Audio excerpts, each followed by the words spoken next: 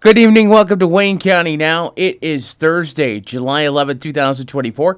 I'm Dustin Fuller reporting. A reminder, these and other stories are available by visiting us at our website, mywaynecountynow.com. A boil order remains in effect for the village of Sisney as well as portions of the city of Fairfield. Portions of the city of Fairfield under the boil order include Cumberland Drive, Whiteside Lane, and the south side of West Delaware Street from Airport Road to Cumberland Presbyterian Church. Customers in the affected area should boil their water for 5 minutes prior to human consumption.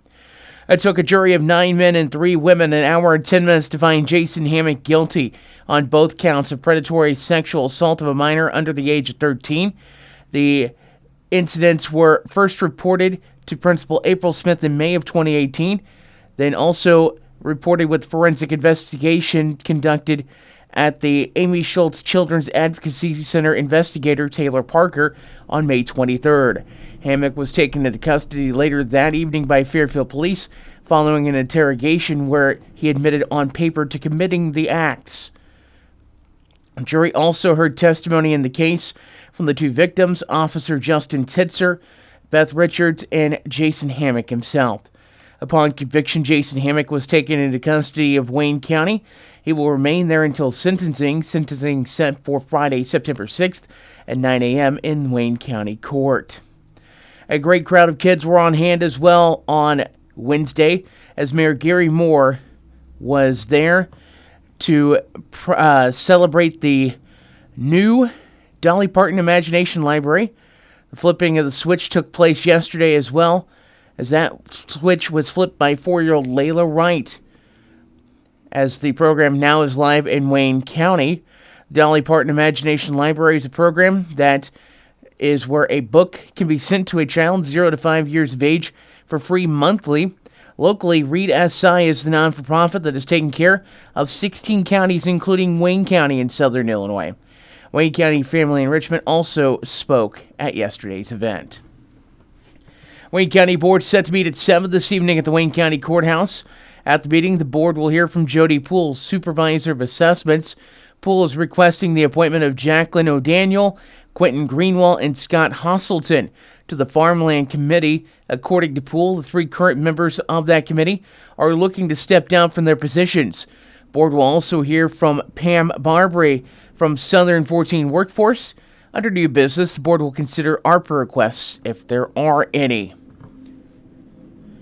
Taking a look at community calendar notes from Wayne County Now. Looking at the Wayne County Now community calendar, on the docket for Saturday, the Jeff Ruritan Club will have their monthly breakfast at the Jeff Ruritan Building beginning at 7 a.m. On Monday, there will be card games at the West Salem Senior Citizen Center. Tuesday of next week, there will be Senior Bingo at the Fairfield Senior Center from 10 a.m. until 11. Pinochle at the Albion Senior Center from 12:30 p.m. until 2 p.m.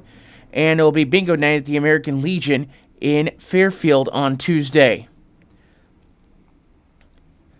Finally, on the 20th, Hope Ministries of Jeff will be hosting a distribution day that will be starting off at Jeff Grade School. You will be in your vehicle, you will register there, and they will get some information. They will put items in your vehicle for you. If you have a community calendar note, send it to us, news@mywaynecountynow.com. We will take a look at weather here in just a moment. This is Wayne County Now. Dive into summer with the latest styles at Carnaby Square in downtown Fairfield. From top to bottom, Carnaby Square has everything you need to embrace the season in style with brands like Charlie B, Multiples, Jess and Jane, Lucky Bird, and Tribal in sizes from small to extra, extra large. Plus, Carnaby Square carries the largest selection of Brighton purses, jewelry, and accessories around. Carnaby Square, the fashion leader in Southern Illinois, located at 115 East Main Street in Fairfield, making you look great since 1980.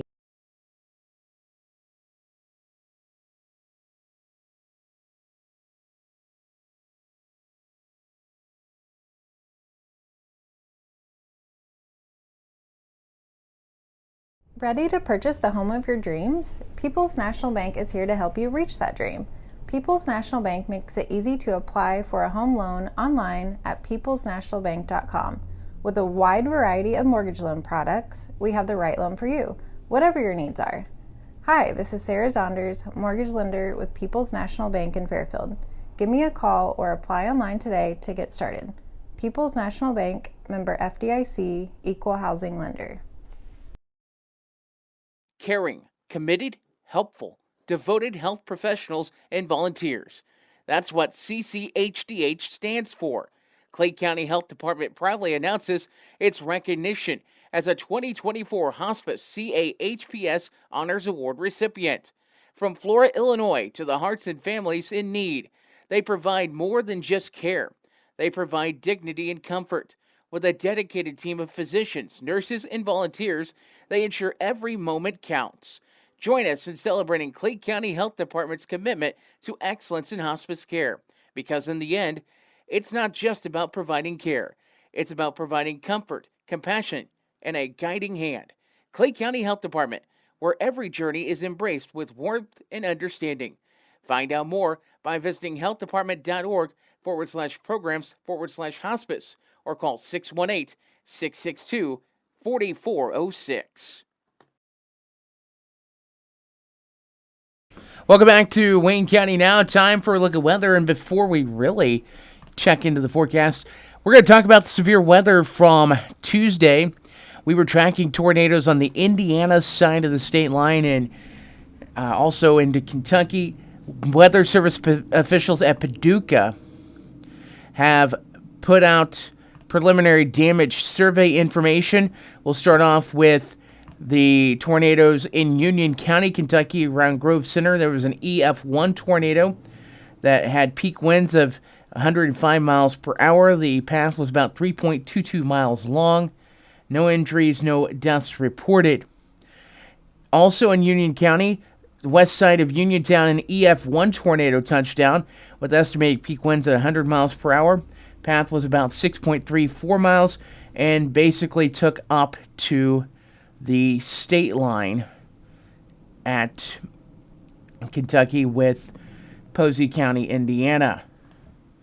Into Posey County, the long track cell entering out of Uniontown ended up spawning an EF3 tornado that went through the city of Mount Vernon on the east side. Peak winds 140 miles per hour. Path length was about 5.85 miles, 300-yard maximum width on that tornado. No deaths, no injuries reported. And then also in Posey County, there was a tornado in Springfield that was on the ground. An EF1, 105 miles per hour. They passed 3.29 miles on that one. In Posey and Gibson counties, between Poseyville and Johnson, there was an EF2 tornado with 120 mile per hour peak winds. Path was 8.38 miles. This one was the tornado that went just to the west of the Owensville radar site. No injuries, no fatalities. And in Patoka, in Gibson County, an EF1 tornado, 100 miles per hour peak winds. This was to the west of US 41 at Patoka. Path was about 1.06 miles. No injuries, no deaths reported in the preliminary information released from the National Weather Service at Paducah on Thursday morning.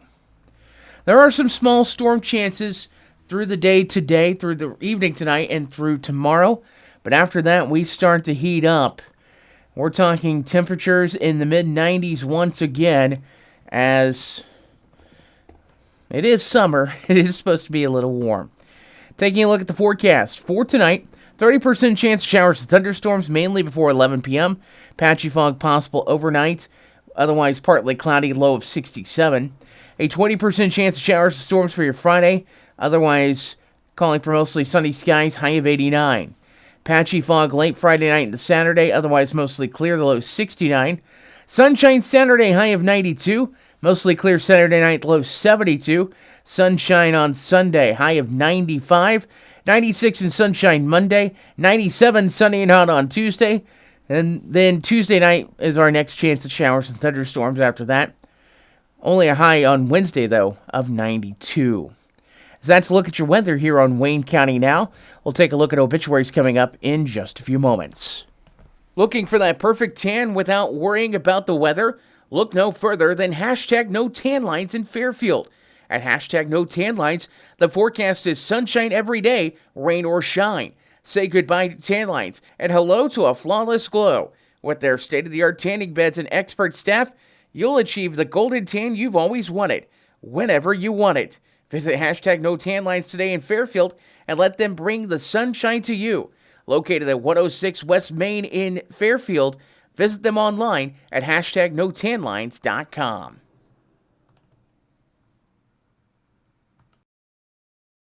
When Justin, a local volunteer firefighter, needs one of the department's trucks serviced, he calls Cam, whose repair company keeps everything rolling. In turn, Justin helps keep Cam and all of the community safe. Together, they support each other. And Wayne White Electric Cooperative supports them and every member with safe and reliable power. It's why REMCs exist. And together, it all works.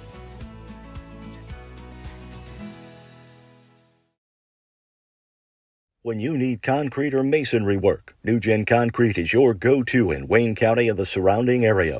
They can help you finish that concrete project with anything from flat work, stairs and stem walls to decorative stamping and masonry resurfacing.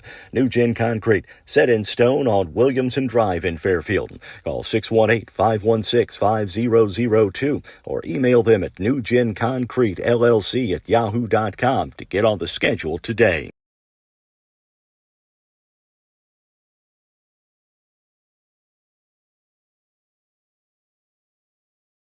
If you're looking for supplies for memorial decorations or a memorial piece, look no further than Everlasting Florals, formerly Leg Manufacturing, at 900 West Delaware in Fairfield. Owners Chad and Melissa Musgrave offer a full line of wholesale and retail floral supplies, silk flowers for every season, and even manufacture a variety of items in-house, from wire and aluminum saddles to cemetery can holders, shepherd's hooks, and flag holders. Everlasting Florals, making the world more colorful, one stem at a time.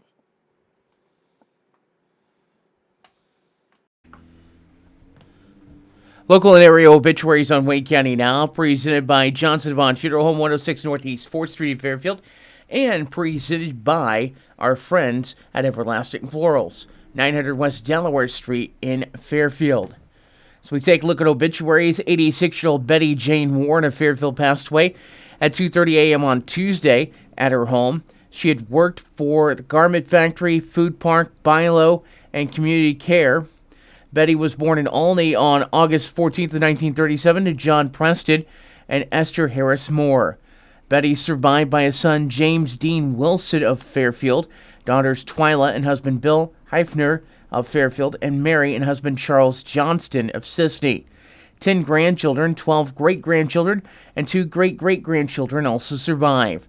Betty was preceded in death by her parents and a brother, Joe, as well as brothers Clarence and Jerry Moore. Funeral services will be at 1 p.m. tomorrow at the Johnson Bond Funeral Home, with burial in Pleasant Grove Cemetery, south of Fairfield. Visitation will be from 11 a.m. until service time at Johnson Bond Funeral Home in Fairfield. Memorials may be made to St. Jude's and will be accepted at Johnson & Bond Funeral Home.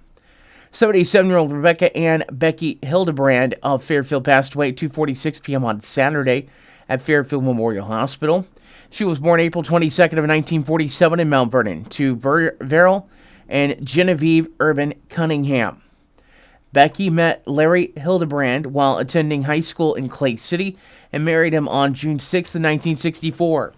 They enjoyed 52 years of marriage together until Larry's passing in 2016. Becky and Larry ventured to live and work in Washington, D.C. and Los Angeles before returning to Fairfield to raise their family in her ancestral home built in the early 1870s. She doted on the boys, was actively involved in their grade school, high school, and church activities, tirelessly supporting sports and scholastic ventures. She did all of this while working jobs at Cousin Fred's, Fairfield National Bank, Circus Video, and Boylston Waterworks, and always flawlessly running and ably managing the household. Becky was an active member of the First Christian Church in Fairfield. She was full of compassion, very devout to her faith and love of Jesus Christ, and strove to exemplify that in everyday life. Already ready to help anyone in need. Always ready to help anyone in need, in fact. She was a wonderful cook, enjoyed gardening, nature, and the mountains. She loved her sons, their wives, her grandsons, and many pets beyond measure.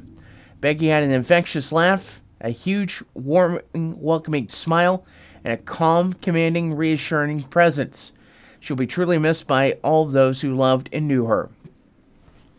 She's survived by two sons, Brian and wife Laura Hildebrand of Fort Collins, Colorado, and Lee and wife Kara Hildebrand of Cookeville, Tennessee.